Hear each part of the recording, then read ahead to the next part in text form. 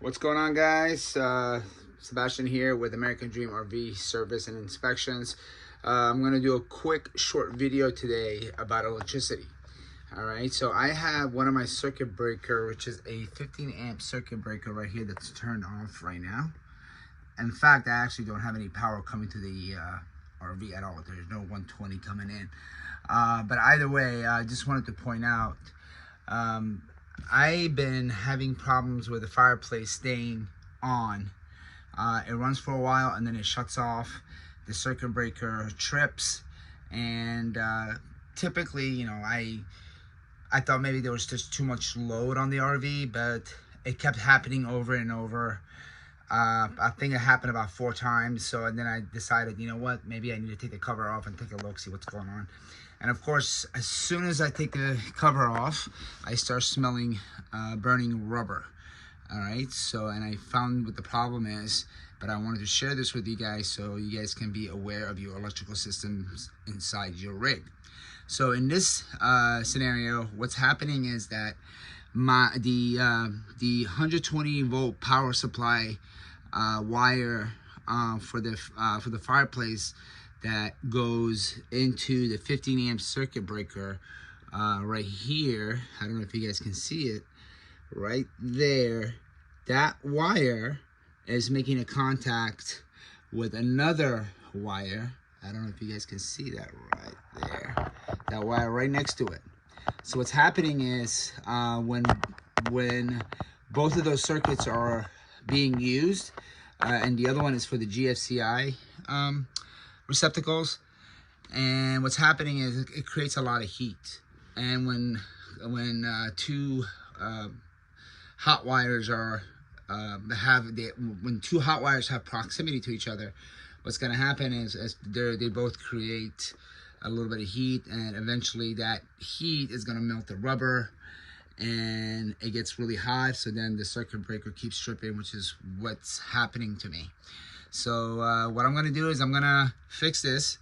Obviously cut that part out, pull the wire a little bit more, and gonna take out the breaker. Hopefully the breaker has not melted either completely. That would be awesome, so that way I don't have to replace it. But yeah, I gotta do that, and hopefully this will take care of the problem.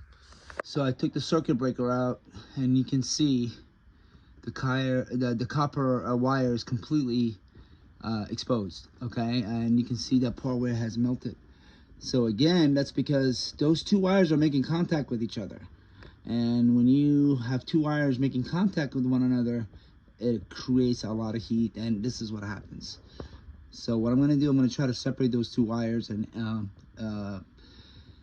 cut the one that's melted, and pull out more of that wire out towards the circuit breaker, and just do it all over again. Luckily, it's not as bad as I thought. The circuit breaker is fine. And the wires are actually not as bad as I thought either. So luckily, again, the circuit breaker wasn't damaged at all. Just the rubber insulation on the wires. So I cut the burnt part out and used the newer part of the wire, and I just, for precautionary reasons, I taped the heck out of both of those wires that were making contact with each other, and I made sure that the connection is completely secure, that it's not loose.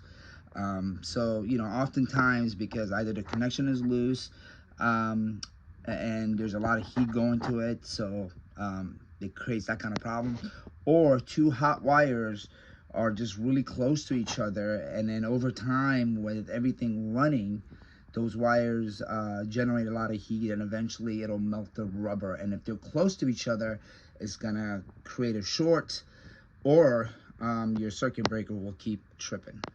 And one of the things you don't want to do is, when you have a circuit breaker trip on you, don't just push it back in. Figure out why your circuit breaker keeps tripping. And oftentimes, if you take the cover off for the electrical panel box inside your RV, oftentimes you could actually find a problem right there. Okay. Anyways, I hope this video was helpful for you guys. Please don't forget to give us a thumbs up, subscribe to our YouTube channel, and follow us on all of our social media platforms such as Instagram, Facebook, and TikTok. All right. Thank you guys. Have a great one. Bye.